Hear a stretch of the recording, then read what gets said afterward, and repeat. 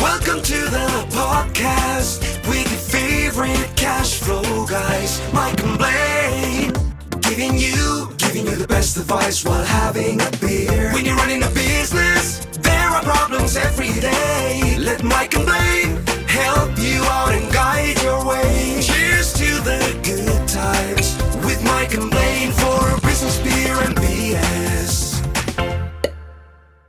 Hey, it's episode 161. I'm Mike Mylan, also known as Cashflow Mike. That is my friend, my partner, my confidant, Blaine Birch, CEO of Dry Run. What's up, my man? Well, this is the first time we played our intro video live just because I bothered to look it up and found out you can do that now. And I'm looking at it going, man, I might have to update that video. There's lots of old video clips in there. But yeah, it's cool. It's fun to have that. So good to go. Good to get going. I still like that is the one song I have not gotten tired of. It's like the weirdest thing. I'm like, going, shit, I just love that song. It's super catchy as well. Yeah, I still walk around the house singing it. So, all right. So 161. This is exciting. What are you drinking today? Yeah. Well, I'll tell you what. I'm going with a Neighbor Pat beer, right? So this is a beer from Neighbor Pat. He walked it down last night, and I felt super bad, right? Because he goes, when would you like your beer for the podcast? And I said, oh, anytime, like we all would. I sit down. Courtney has made a miraculous, awesome meal. Chicken fried steak, mashed potatoes with gravy. She made some green beans that were just fantastic with onions and bacon bits and this type of stuff. And we had just sat down. I made the first cut. Ding dong. Oh, shit. I go to the front door. He goes, hey, I got your beer. And he walks in. He's all good, like neighbors would do. And I said, oh, dude, we just sat down to dinner. So I took his beer, put it in the fridge, and said goodbye. Kicked him out. Thanks for the beer. Kick him in the ass. But so what he gave me though was this Lakewood brewery has got this new pumpkin spiced. I guess that's the thing. It's fall, so it's pumpkin spiced. But they call it Punkel. So it's a Dunkel that's pumpkin spice, and I've never had one of those. Clever. Nice. There we go. Nice. They were Pat. All right. So my beer today, and before we dive into our sponsors, my beer today, I was looking at the topic and we're talking about numbers don't lie. And so I had to pick out Anchorage Brewing Dead because numbers don't lie. And it's got this really wicked can with this kind of scary looking skull on it. It's a double IPA. They make terrific beer. So thought it was apropos today. That looks like there's a video game, Two of Us or something like that, where you played as partners and you go through it. One of the guys wears this skull mask, and it kind of reminds me of that guy. Oh, okay, cool. Yeah. And you already mentioned our first of 6 sponsors that we have right now. Our first sponsor, you already mentioned Neighbor Pat. He's one of our longest beer sponsors on this show. Now we got 5 more we want to thank. In the same story, I mentioned 2 beer sponsors. Yeah, you did. You did. Because Courtney, the love of my life, right over there, she actually sponsored the show with money. Craziness. Just give me money. And that's Courtney is somebody that has supported me from the beginning. She wanted me to do this, the Cashflow Mike stuff, the podcast stuff from the very beginning. She's been the one right at my back pushing me towards all these things we're doing now. Yeah, absolutely. Thanks again, Courtney. Really appreciate it. And Larry Weinstein, best CPA in Houston. Got to thank Larry again. He's another long time sponsor. All of our sponsors, almost all of them, have been around really quite a long time. So that's really exciting. Yeah, well, don't forget his tagline or his new name, right? What's he going by? It's Cashflow Cowboy.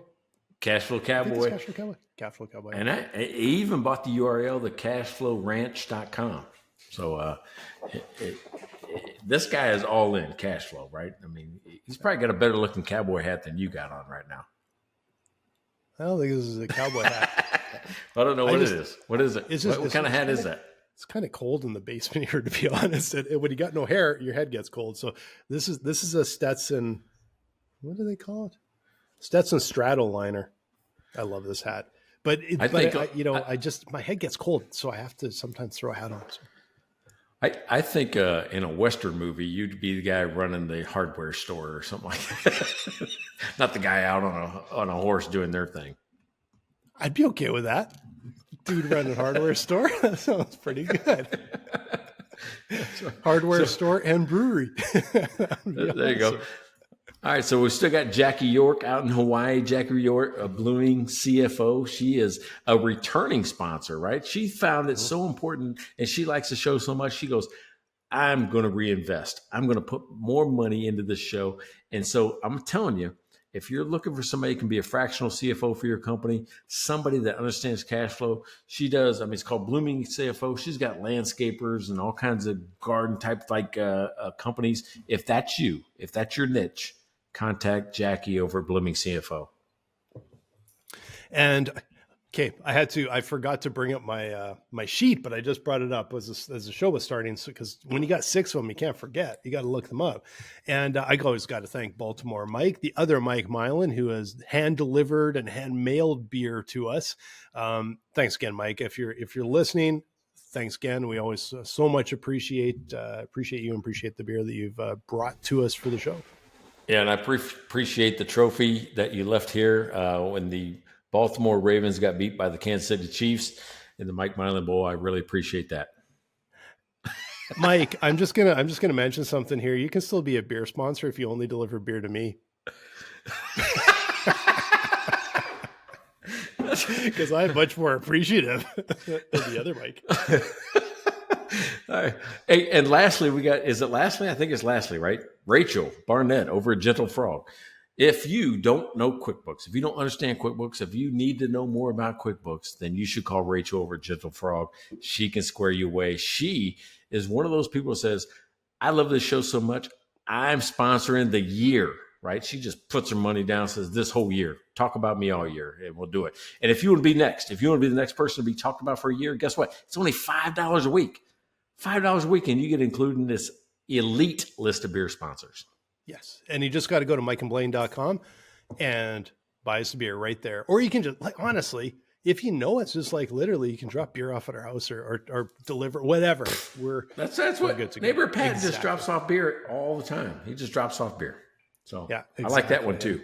Actually, I think I prefer being dropped off beer. You remember Rough House Ales, the brewery company up, I think it's New Braunfels or San Marcos.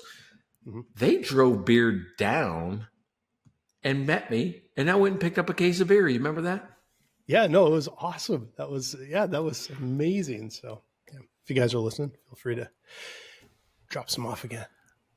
I forgot to put on my Do Not Disturb and some Scam Likely. Do you ever get calls from Scam Likely? Are they calling everybody or just me?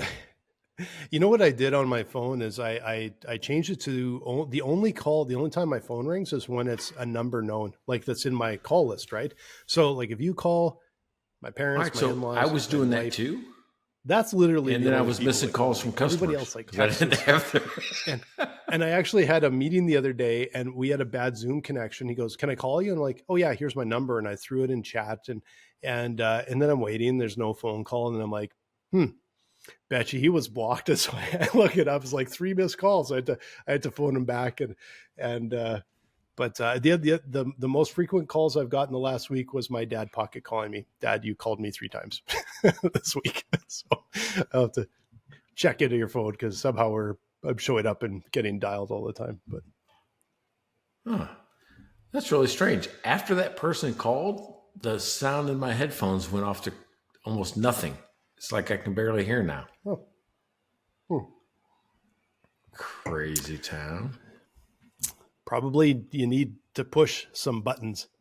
That'll get you back on track. What do you think? What buttons? I have no idea which buttons, but there should be buttons you can push. Are you still connected? So. Yeah, you must still be connected. You can still hear me. So, yeah. The mysteries of See, that's why you block unknown callers, and then you just don't even get that. Well, normally I put it on Do Not Disturb, and I forgot. Oh, got it. All right. Something happened. All right, now I'm back. Okay, so it's like I can barely hear you. Are you in a cave? No, I'm in Canada. I'm in Oh, Canada in a basement, yeah. which is kind of like a cave. Anyway. Yeah. So here's the thing. If you haven't listened to this show before, what we do is we take about 10 minutes before the show, we come up with a topic, and it's usually something that's happened in our lives over the last week or so since we last recorded. And I'm actually just starting to teach in this strategies and planning class. I noticed there was a gap in kind of the minor where they don't get a lot of foundational work on financial statements and metrics and looking at their business from, through the eyes of the financial statements. And I'm like going, we don't talk about that enough. For two guys that live in financial statements, this show doesn't spend enough time on what to look at. Right? I mean, yeah. Yes. And I will add, there's a lot of numbers that are very important. In fact, a lot of times more important than what is in your financial statements, because they're the numbers that are the reason your financial statements look the way they do. So there's a lot of numbers that can be thrown around in a business, including things like your conversion rates all the way through your customer acquisition cost, your average customer value, there are so many. The danger is trying to run your business oftentimes from too many. It's oftentimes pick out the ones that really matter right now. And I'm sure you've all heard the term vanity metrics. You need to be very careful about kind of suck down the whole of vanity metrics. In other words, tracking the metrics that look good but don't really matter because they make you feel better, versus the ones that truly matter and tell you exactly how your business is doing. Well, that's so interesting that you mentioned that, right? Vanity metrics right off the bat, because I always feel like people put way too much emphasis on likes and comments and things like that. It doesn't really translate to dollars. Here's the one I'm confused about, right? All right, so this is way off topic. And of course, I'm going to take us way off topic right off the beginning. But have you noticed people are gaming Instagram right now? Right? So here's what I mean by that. They'll put up controversial subjects. I've seen war footage, right? Drone footage, things like this. I've seen, even people that have risque photos, things that kind of pop in. But they'll put the photos or the videos in there. They'll change the caption, right? The reason why these are getting through, and you might see them in your feed now, is the caption will say, the new 2024 model, blah, blah, blah, Tesla Cybertruck is blah, blah, blah. And there's a whole sentence about this, and that video has nothing to do with the caption. If you're not noticing this, go check it out. And then what you'll see is nobody engages. There's no comments. There's no anything. You're like going, well, why? How is that? How is it you got this footage of, a drone strike in Lebanon with a caption of the Cybertruck and no engagement? I think that's a bot. Oh, yeah. Gotta be. Yep. Gotta be, right? How could it be? Yeah, it absolutely is. And I don't really understand the benefit outside of, it might work a bit like spam, because it's such an enormous volume and it's basically costs them nothing, that they're just trying to get like the one sucker out of a million, right? But that's the thing that's frustrating with a lot of social media now. And honestly, news readers, everything, is so much of it is clickbait. So much of it is absolute garbage. In fact, I know a few weeks ago I was talking about a new tool I'm testing out called Feedly, that and I'm going to give it a little bit of props, because it just lets me really fine tune what feeds I get. And so I can, and then if one of the feeds kind of lets me down with something, I'm like, that's clickbait bullshit, I can just remove it. And I can really curate what comes into my news feed, because man, if I go to some of these other ones, including like Flipboard, Apple, like, that's not news. That's bullshit. You're putting up garbage into my feed, and it drives me nuts.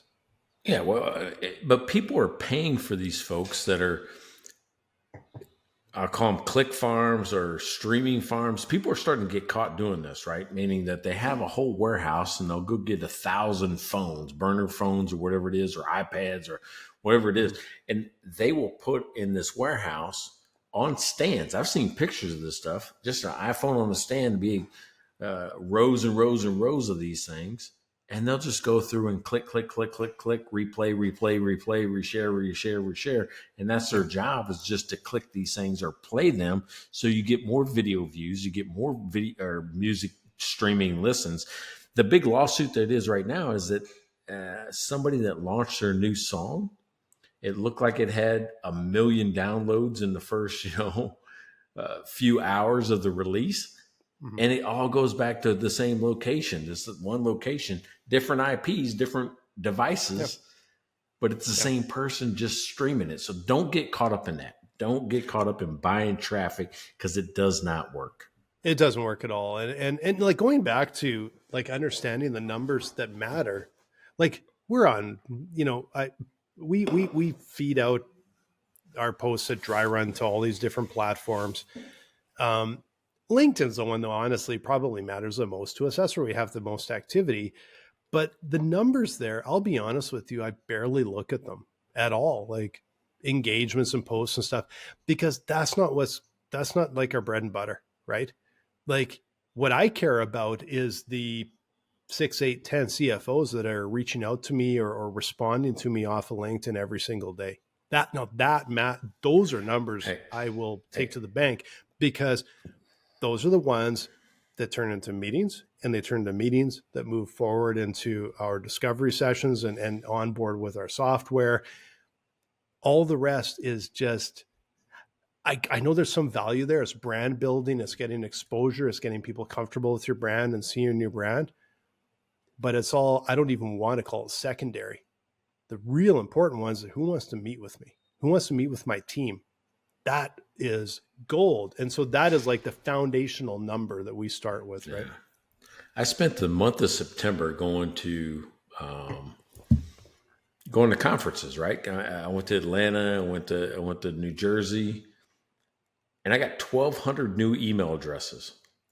That's going to translate to something. Matter of fact, while I was in New Jersey, I had people actually putting their credit card in and buying on the spot. Nice. Only 200 people at the conference. A handful of people bought on the spot. That's the number I'm looking for. How many people are willing to give me cash? It's not millions. I'm not talking about millions, but I had a handful give me cash on the spot, right? You give me 1,200 email addresses, I can turn that into money, because those are 1,200 people that know me, that have heard me, that saw me, that are willing to take a chance and going down the rabbit hole further. I say rabbit hole, that's probably wrong. Going down the customer journey further. Yeah. And it's really truly taking away the, like you said, the vanity metrics and going, what truly matters to us. Like one of the things we did earlier this year, we've been moving up market. We've talked about a little bit before. That's where the interest is. And we used to offer just a self-serve free trial. Well, you're talking with CFOs and finance teams, free trial isn't what they need. We still have some business owners come in, but for the most part, it's just a bigger, longer, more complicated deal. And it doesn't make sense for them to go off and do it on their own. But what we were doing is we were analyzing the data, and we're going, okay, out of all of our trial signups, there's a percentage that were bullshit. And then there's a percentage that were like, they should be talking with us and moving further along. And we kind of left them to their own devices. Those numbers aren't adding up. And so we changed over to demo. You come to Dry Run, you have to talk with us, go through a demo. And you know what? Because most of them were asking for the demo. And then we kind of went, well, now let's look at the numbers and see, is that what our customers prefer? And you know what? That's what our customers prefer, because all we did was cut out basically the bullshit ones. And the ones that come in want to meet with us and they want to talk with us. And it's just the numbers play out better downstream, right? Well, here's the biggest difference, right? Because this is the first, I've been part of 6 software products. This is the first one I did not offer a demo or a free trial to. right? The clear path to cash, I'll give you a demo, but you got to ask for it. I don't just go out there and say, get a demo of this and then do our free trial. It's the first time I've done that. Because the people that see it, they know the value in it. They kind of understand what they want and they buy on the spot. Mm-hmm. They're willing to say, hey, it's worth it. I'm going to put the money down up front. And it's reduced my support calls because I don't have to worry about like the demo guy that doesn't understand what I'm trying to do in the background or with the calculations. The people that go through my education program see the chart and go, oh, that's the same thing he taught. That's the exact same. And it makes instant sense. If you don't have the education behind it, it won't make sense. And my support costs go up.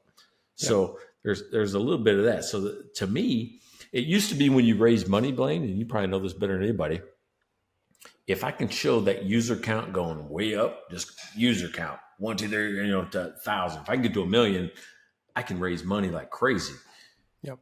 Especially if you can show the other number coming down, which is the cost to acquire a number. What might in the beginning cost you $400 or $500 just to get one customer to pay you money, they might only pay you $60 a month, but you paid $400 to get them. So it takes you almost a year to recoup the cost. If you show that number coming down while user count goes up, that used to be the golden formula. I can make money.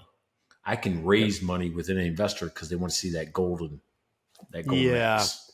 I'm going to interject here a little bit. You can raise money. It doesn't mean that you're going to be a success. And I'm going to throw this out here right now, is that the worst thing you can do, because we've been guilty of this a little bit, is you're raising money on sort of a promise and you continue to go down that path, whether it's the right run or not, right? And so we've done a couple of pivots in dry run because we realized a lot of it was from the data that's not working. And it's a really tough thing to go, this is what we're going to do. Now, 9 out of 10 tech startups aren't successful. Mm-hmm. It should not be 9 out of 10. But you know what? Some of those die because of exactly that. They go, the only thing that matters is what my investor cares about and trying to get the next investor. And it's not necessarily, again, a lot of it's sort of vanity metrics. It is not leading to a sustainable, scalable business model. And the business dies, and they'll die. They'll kind of go down fighting for metrics that an investor cared about a year ago and still maybe cares about, but it doesn't lead to success. So you have to be able to look at what actually matters to making your business successful, right? Hey, what's funny is that's why they have A, B, C, D, E, whatever those round numbers are, right? A round, B round, C round. The A round people are only interested in getting it to the B round where they can cash out. That's it, right? It's usually the C round that has to hold the bag. That says, I got to make this into a business, right? Everybody else funded it to get to that point, and now it has to be legit. That's why most companies never get to a C round. Oh, only 10% of companies get past an A round, right? Like it's a fraction. And that's a totally different topic to talk about another day, but it's pretty tragic when you look at all of these founders that there's no way 9 out of 10 were terrible ideas with no opportunity for product market fit and a business model that works. There's no way. There's a lot of smart people. There's some dumb ideas, not 90%. So when I look at those numbers, I'm like, that doesn't play out. So what is causing these 9 out of 10? There's a couple in there that should be surviving. And going right back to our topic here, it's like, are you looking at the right numbers? And are you worried more about what your investors think about your numbers or what's going to drive you to build a successful business? Well, and I think you saw it personally, where there was a shift from user count to cash flow. How soon can I get this thing to cash flow? And I think most investors now are looking at 18 to 24 months from investment. I want to see you cash flow positive in a year and a half to 2 years. If you're not planning for that, which means you really got to be strategic about what's my pricing, what's my funnel metrics look like, how much am I going to invest to bring in this amount of money. If you're not thinking about it that way now, you're never going to make it to BCD round or make it into a public company.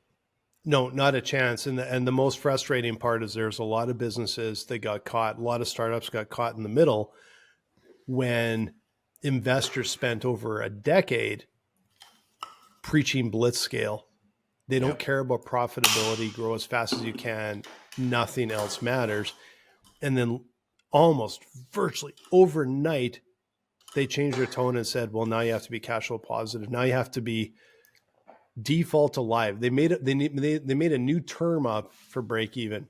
Default alive. No, guys, don't try that bullshit. You're playing with startups and founders' lives on this. And now the demands are to get cash flow positive in a very short time. Man, if you're a brand new startup, at least you know what their expectations are. The tough ones were all those startups that were blitz scaling and following that guideline. And then they went, okay, we just changed all the rules. And now they're trying to scramble with the cash they have on hand to survive. A lot of them didn't survive. A lot of them are gone. All right. So blitz scale, explain that to folks that are kind of new. Oh, okay. Yeah. Blitzscale is literally, it's everything for growth. It doesn't matter if you burn cash. It's kind of the idea of like you raise your first round, raise $1 million and grow fast, and you burn 50,000 a month, 80,000 a month. And it's okay because then you'll do your next round. So it's okay to burn all that cash as long as you're growing. And like you said, as long as that user count is going up, it doesn't matter if you ever have a pathway to profitability. And if you've got a good enough story, then you might get the next round. But a lot of times what happens is you really don't have product market fit yet. And they tell you to blitz scale and you're burning 80 grand a month. And 10 months in, you're like, guys, we're almost out of cash. Yeah. And they're like, yeah, no, I don't care if you're out of cash. Like, you're not showing good enough growth numbers or good enough, whatever. And they've got a few months left of cash, and you can't scale back fast enough to survive. And there's a lot of businesses that failed off of that. All right. So if you're a Midwest kid like me, you're like, why would somebody do that? Why would I give somebody $1 million not knowing if they can grow or get past to the next round, right? Because you said 9 out of 10 fail. Why would I do that? And mainly it's because they're going to get 20 to 30% of your company, and they're going to invest in 10 companies at once. They really only need one of them to work, right? To make the numbers work. That's basically what they're doing. They're betting on 1 out of 10 actually making it through the gauntlet. And making it huge. That's where the term unicorn comes in. They're always looking for, and when you think about it, you're like, how dumb is that? It's like, we're looking for something as rare as a unicorn. Okay, maybe your model's flawed if that's what you think is going to work, right? Well, how about you support just a few more of your companies as they try and figure shit out? Because these aren't dumb people, and a lot of them have identified a problem. They're trying to find that solution. And if you don't get product market fit the first time, in the first 10 months, you're dead, is a stupid way to invest in businesses. I was doing on one of my other podcasts the other day, I was talking with a woman that built up a business, exited, really solid exit, highly successful. And she said, you know what offended me the most was I ended up in a magazine. I was on the cover of the magazine, and they called me an overnight success. She said, I slogged at this for 11 years and we nearly died like 5 times. And she's sharing this on the show, and she's like, it's absolutely tragic, right? Like, that's how hard it is. That's how long it takes. And it's just, nobody wants to talk about that. Well, I'm going to tell you that seems to be what's happening to me right now. I went to 2 different shows, and people are like going, oh my God, this brand is so strong. Some people would come up and talk to me at my booth, at the Cashflow Mike booth, and go, hey, what's it like working at Cashflow Mike? I'm like, I'm Cashflow Mike. They go, They said, "Your cash flow, Mike." For whatever reason, they didn't realize it was like a one-man shop, just like doing stuff. It seems bigger than what it is. I'm like, no, that's me. They go, oh my God, and then people want to take pictures and stuff. Nobody's ever want to take a picture of me. That's awesome. I'm just a fat farm kid from the Midwest. Nobody wants to take a picture of me. And all of a sudden, I'm like going, something happened, something changed, where the brand now is bigger than me, and people don't even think it's one guy anymore. They think it's a company. It's a really cool thing. Now, the person I just talked to, I had a large payroll company call me and say, "Hey, we want to partner with you and do some things educationally and those type of things." And what they were talking about the brand, right? The brand, this, that, and the other. And they said, you came out of nowhere.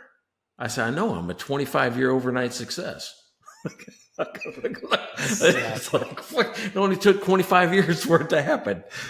Yeah, that's exactly it. That's honestly the norm. That's why they call the others the unicorn. There are a lot of successful businesses. You know what? They're not a unicorn. They're just a really good horse, right? Like they hung in there long enough. And okay, I'm gonna veer off in a little bit of BS here because this whole sort of celebrity-ish kind of thing. I was Saturday night, last Saturday, I was sitting there watching the football game, local team, Edmonton Elks. It was a boring game, and they were not. They had sucked. They were playing bad. Did they play the Ravens over in Baltimore? They did not play the Ravens over in Baltimore, nor the Kansas City Chiefs or whatever. And so, but this is big in Canada, right? And so I'm getting a little bored because the game sucks, and I flip up and I start flipping on my iPad, and I look at a guitar shop that I like, and I'm just like, I wonder if they got any cool new guitars in this week. So I play guitar, and I kind of like it. And right on their front page, they were bringing in the lead guitarist from Testament, and I'm like, I don't really know who that is, but I know it's like a metal band, right? And they said, and they're going to have a free guitar clinic and even a draw to win a really nice guitar, right? I'm like, I wonder when that is. And I looked, and it was in 30 minutes. And I thought, you know what? This game sucks. So I hop in the car, drive over, and hop into, and it was a blast. Like probably 100 people in this shop, and this guy was amazing. He does also with like a jazz trio and stuff, so he does all kinds of cool stuff. It was so much fun. And then I won a t-shirt. I got him to autograph it. I still can't remember his name. I shouldn't say that, but I honestly don't remember his name, but it was really neat. And so I walked out with this autographed t-shirt. So if anyone out there's a Testament fan, I got a t-shirt for you, because I'm like, no, it's fine. This is a t-shirt, but I not necessarily a big fan, but it was a ton of fun. And I just thought that was pretty cool. That is awesome. There's a power in your signature. So instead of buying tchotchkes for these, two things, swag, I don't call things swag anymore. I call it spa. Ever tell you that? All right. No, but I'm sure it's an acronym for something. Right. Swag is like, I always thought it was like scientific wild ass guess, but people give it away at conferences. So that doesn't work. But swag is, it's spa to me. I call it spa. When I buy something that I'm going to give you at my booth at a conference, I call it spa. It's shit people actually want. SPAW. Yeah. Instead of swag, which is shit people actually get, or not swag. Yeah. Stuff you actually get. Yeah. Swag. Yeah. Like, you've been at those conferences, you get to the very last day, and then a bunch of the booths are trying to give their garbage away because they don't want to pack it up and take it back home. And they're like, no, I don't want your crappy t-shirt or socks. Sometimes it's socks, actually.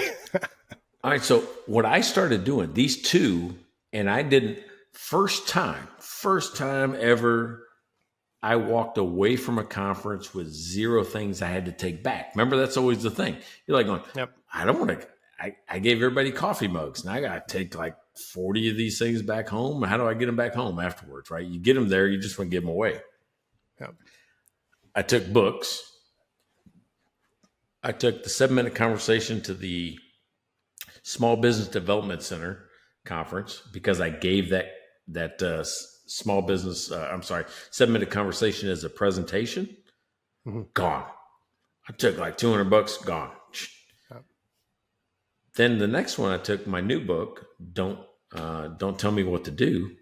I took $100 to a 200-person conference, gone. You're like going, oh, $200 out of or $100 out of, you only gave it to half the people. You got to realize those numbers they tell you at the conferences, you don't know. They could say there's 1,500 people here. You're like, it feels like about 400. Yeah. I always take 25%, and I'm usually right around what people will come to your booth, pick up, because not everybody's going to come to your booth. Not everybody's going to take what you have at your booth. Yep. Both places, I sold out. Now, I think what happens next, if you give me a bottle opener or you give me a T-shirt or whatever, I can throw that away in a month or two. It gets a stain on it or wherever it is. I give you a book that I signed, and I signed all of them at both places. So it's 300 signatures. I give you a signed book. You never throw that away. You'll throw away every other book on your library when you're trying to make space. You won't throw away the signed ones. Yeah. What do you say to that? That's the trick, is to try and come up with something that actually matters to them. Right. And I know I've been to conferences in the past, and I would, have a few books around, and I never bought like 200 of them. I just have a few books around, and you could give them away here and there if they made sense. Usually the stuff that worked the best for us, we found, were the really small things. Like we would walk around and you would see our stickers on the back of laptops, and like, yeah, that's awesome. Because they're going to see them for like till they buy a new laptop, right? And the buttons, they would put little buttons on their lapels and things like that. We had fun buttons. We had like, Robots Can't and Before Shit Gets Real and all these ones. And they loved those little buttons. I always found like the ones that I did that were more expensive and more elaborate just never seemed to catch like some of the really cheapo stuff. And I love that cheap stuff. It was fun and they would use it. And it was just like, yeah, that's way better. So that was kind of our philosophy,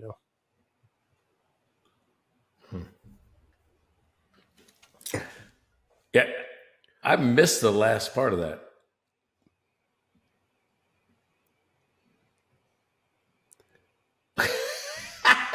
This is the first time we had technical difficulties during the show. It's crazy. I just froze. I've actually frozen a few times in this. So if anyone's watching live, I know you probably see me freeze. Mine Riverside, if you're not watching live, yeah, it's gonna flow really good. I had trouble all day yesterday freezing up, and I actually looked online, and there seemed to be a problem with our internet connection just a neighborhood over, which I think is spilling over to us. And so before I got on the show today, I restarted my router again, and I think it's on my side. I think I may have to call my cable company. Hey, remember I had that problem like a couple of months ago, and I called the internet company, and they had to replace the cable from my house to the box. Oh, okay. I don't know what happened. Something happened. So anyway, but I'm like going, yeah, Blaine's having a little problem today because. Yeah, I'm gonna call tomorrow. That's not great. And our place in Scottsdale got chewed up 3 times now.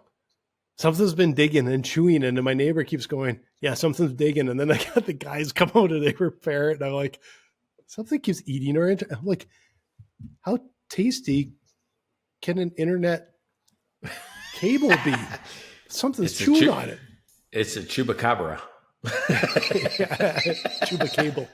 Chupacabra. So that's funny. What were you saying right before that? Because there was something I was going to add to it, and I was waiting for you to finish. What was the last thing you said? I don't know. We both froze, but now that we're up and running again, I think it's time you tell people how important it is to understand the cash flow in their business. Man, I got to tell you what, good job calling that out, right? Because we're about 9 minutes late. But because I was involved in the conversation, I'm like, I don't need to do that. But I'm going to tell you what.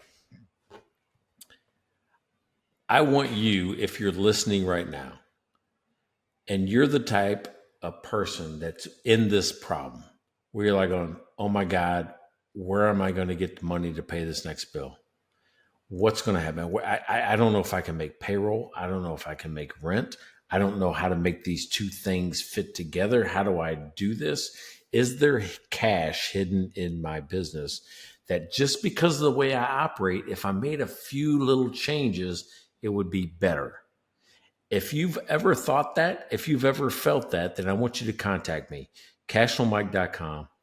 Go there, just contact me. You don't have to download the free ebook.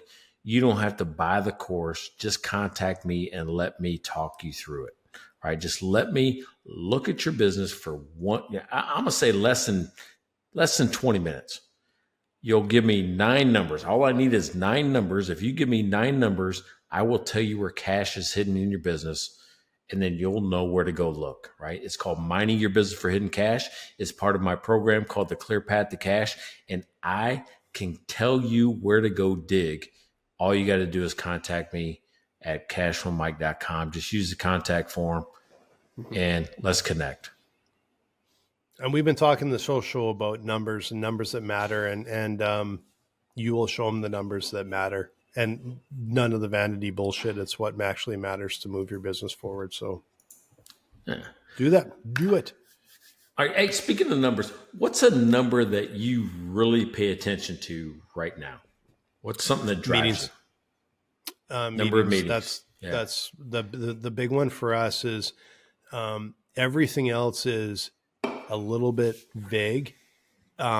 Meetings are really concrete, and those meetings move through into the funnel, and they move forward, and they so to us, it's how many people in our ICP, our ideal customer profile, how many people that are coming to talk with us, talk with me, talk with my team, and that are moving forward. And that's, it is such a concrete number. So yeah, we take that one really quite seriously. I know when I'm completely slammed, which is the fall, as soon as you hit September, you're like, oh shit, I guess I'm talking every day for I literally have caps on the number of meetings a day, but that's a good thing. That is a great thing. Right. So it's nice to see. No, I agree. I'm starting to measure now number of people that attend the group coaching sessions. Yep.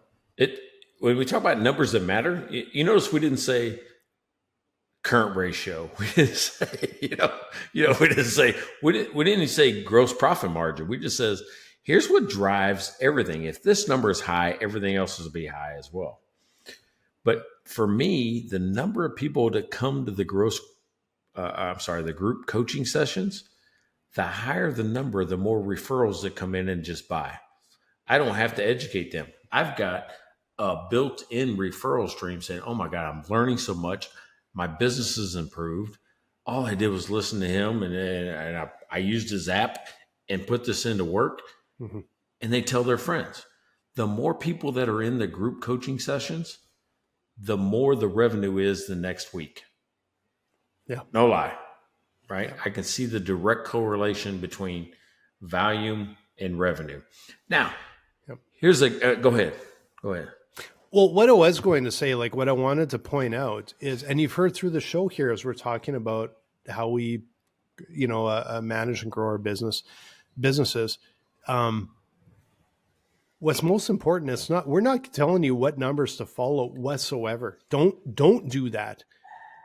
Every single business has its own unique fingerprint, and you need to know what numbers make the difference for your business right now, because it'll also change. It'll evolve over time. What numbers you need today is going to change, because it'll likely get a little further downstream, and you're going to be like, okay, now we can refine the next step, and then we can refine the next step. We find the next one.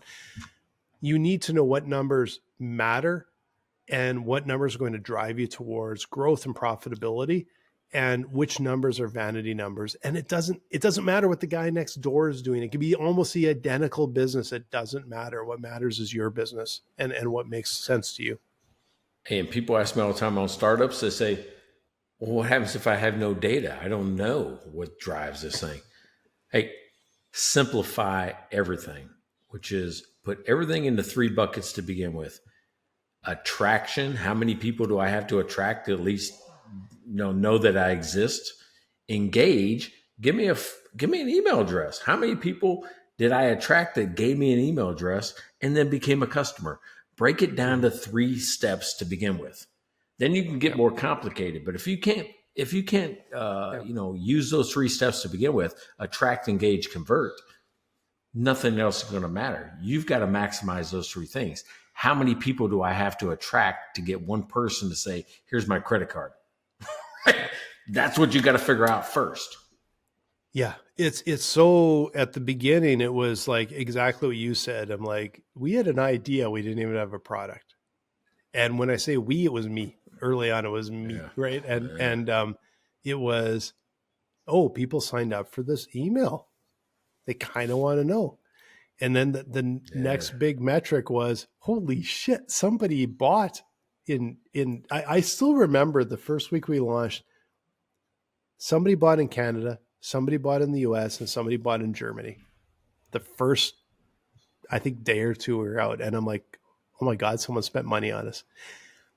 Not a lot of money. That's a pricing issue, but they spent money. They bought from us, right? And then, then we started to grow in that. But it is so much about understanding what you need right now, not what was applicable last year or a year from now. What metrics can you track that is showing that you're moving forward right now? What do you have to refine? And they will change. They will absolutely change over time. Definitely. And it doesn't matter what you're selling. I know we talk a lot about SaaS companies, but if you're out there and you're selling fiddle hoppers, it doesn't matter. Oh man, that's right. You got the old word of the day. Good for you. What you have to figure out is how many people do I got to talk to get one person to kind of just be interested and then buy, right? Yep. That's what we're talking about. It works the same for service companies, for SaaS companies, for, productized inventory type companies. Yep. It's the same. You just have to figure out what it is that you're trying to do. So, and don't jump from one to the next. Like there, you have to give it time. You have to track these numbers. You have to stick to your knitting as long enough to know. Our other word of the day. To know, is it actually working for you? Because that jumping from the flavor of the day, listening to the latest guru online, the latest advisor, you need to know your business. You need to know what numbers make sense to you right now and what is actually moving the needle, and then stay on top of it because it is going to change and evolve over time. Yeah. All right. So let me ask you this. What's the thing that I've got a number that is a personal goal? It's the thing that I track that says I have to do X.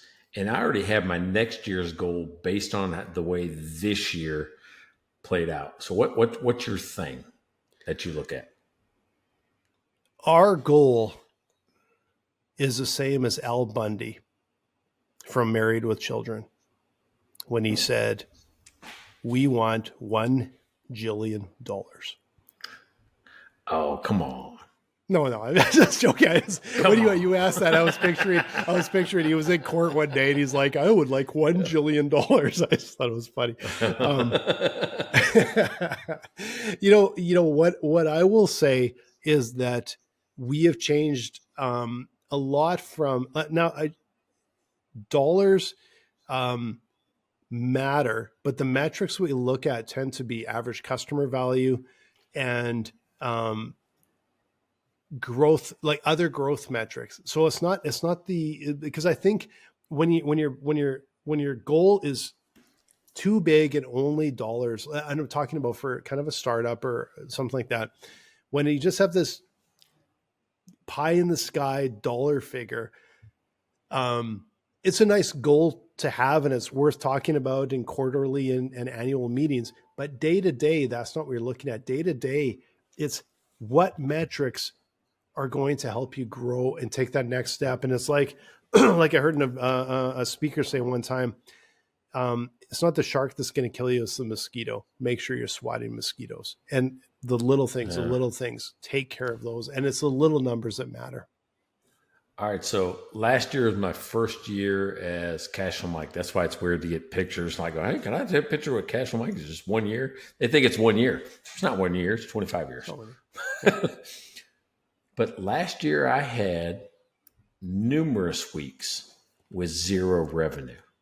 That doesn't mean I didn't have a successful year. That just means there were weeks when $0 came into the business. Mm-hmm. At the end of 2023, I said, I want no weeks with zero revenue.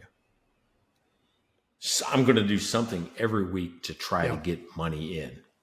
Yep. That's a big first step, right? In a startup business, right? A startup from, I had zero revenue at the beginning of 2023. And at the end, I had quite a bit of revenue, but I saw weeks where I had zero. The month was okay, right? Because I had big customers and I had things come in, but I had weeks where no money came in. Am I going, I don't want that. I want to see money coming in every week. So this year, so far, 0 weeks with no revenue. 0 weeks, no blank weeks. Yep. So that was my first goal. And guess what? I'm going to outproduce myself in year 2. Yep. Next year, I'm going to put a dollar amount. I don't want any, and this is going to seem low on radio or podcast. I want 0 weeks with less than $1,000 in revenue. Right. Mm-hmm. I know I'll have weeks with $40,000 in revenue, but I want 0 weeks with less than 1,000. Right. So that's my next goal, is to have it seems like small goals, but if you focus on one number, and Tony Robbins, I've never been to one of his things, but he has a quote that has stuck with me forever. He says, where focus goes, energy flows. So if you think about that way, where focus goes, energy flows. I'm focusing on, I want 0 blank weeks. What do you think I do every week? I try to get somebody to pay me. I don't care if it's $60. I try to get somebody to pay me every week. Yep. Now, if I say I want $1,000, I'm going to focus every week on getting at least $1,000. Yeah. That simplifies my whole business. I have boiled down everything I have to do to that one number that drives everything else. Yeah. So maybe that number exists in your business, right? That's what we're talking about. Yeah, and it's being very truthful for yourself and figuring out what are those numbers or number that moves your business forward. And like I said, it's going to evolve. And so like we have, like I said, that with our outbound initiatives is how many meetings are we getting? With quality leads, because we're also looking at like what's the quality of them and all that kind of stuff. But it still comes down to, what is the number and are we making progress? And then we have our inbound. What is the number and are we making progress? And like we have multiple channels, but it's looking at those numbers and knowing which ones really matter for us right now. And they will evolve. And ours are going to be different than yours, like completely different. They're going to be completely different than Mike's, or they might be the same. It doesn't matter. You're not trying to find something similar or the same. Just get the right ones for you. You know what's funny is, like in the restaurants, mine was average ticket value. Mm-hmm. I wanted, every time you sat down at the bar or sat down at the restaurant, I wanted $15 or more out of you. I didn't want you to come in and get a $7 meal with a Coke and then be gone, right? Yeah. I wanted at least $15 more out of you. So even that helped drive the whole revenue. And I would tell my servers that, say, we want $15 tickets or higher. Based on, what we've done, there is a number out there that will move your needle more than you know. What number is it, right? Where is it at? That's what you got to figure out. So, and I know we're about to end the show, and I am going to roll in, because I don't know if I've done it for the last couple of weeks here. I'm going to roll in Blaine's hit list. Oh yeah, I'm going to credit, because we have the shit list and the hit list, and I kind of forgot about it. But we were out for dinner last night with friends of ours, and I will say they're discerning friends, because our favorite restaurant in town, Dave owns Rosso Pizzeria, and Bianco and Nero's coming up. But we went to a different restaurant with them because we wanted to try a new place and everything. and we went to a place, and I don't even know how to pronounce it. Numchuck Wiley, I think is how you pronounce it. It's a Thai restaurant on 124th Street. That place should have been packed. Now, they've been around for 20 years. They've been around forever, but the meal was unbelievable. It was so good. And I'm just like, I got to give them credit. They've been around a long time and they've kept that quality up, and it was unbelievable. So that's on my hit list this week. You got to go check that place out. That's it. That's my speech. Hey, you know, what's funny is that I forgot about the shit list and hit list. I should be prompting you for that. I forgot about it. I let you down, man. No. I'm happy to jump in when I have a really good hit or shit every week, and that was on my hit list this week. So yeah, that was a lot of fun. All right, so I don't know if I'm talking over you or not over you. I just think I you froze for a up. second there. When I freeze, just keep talking because you come back eventually, and hopefully next week. Okay, on my shit list is Shaw Cable. So Shaw, get your shit together. So I'll be phoning them tomorrow and seeing if they will fix whatever is happening here. All right, so we're at episode 161. That's in the books. I'm gonna tell you what. If you haven't, we got merchandise. We got a website. Here's what we need. If you've lasted this long, 56 minutes into this thing, if you lasted this long, tell a friend. We need more subscribers. We need people to press subscribe. We need you to download some of these episodes and get this thing going. We noticed that our biggest jumps are when people are new people. Our new people just subscribe. So that's why we're asking you is our biggest jumps, our biggest moves in the algorithm of the world is you saying, yeah, I want to hear more. So take a chance. Yeah. Don't miss our next episode. We'll be back with 162 next week. All right. Thanks, bro. And for the first time pretty much ever, check out their website at mikeandblaine.com. Then subscribe to the podcast and buy these guys a beer. That's it. It was really short. I forgot how short it was. So we are out of here. Thanks, guys. There you go. Bye. Check out their website at mikeandblaine.com. Then subscribe to the podcast and buy these guys a beer.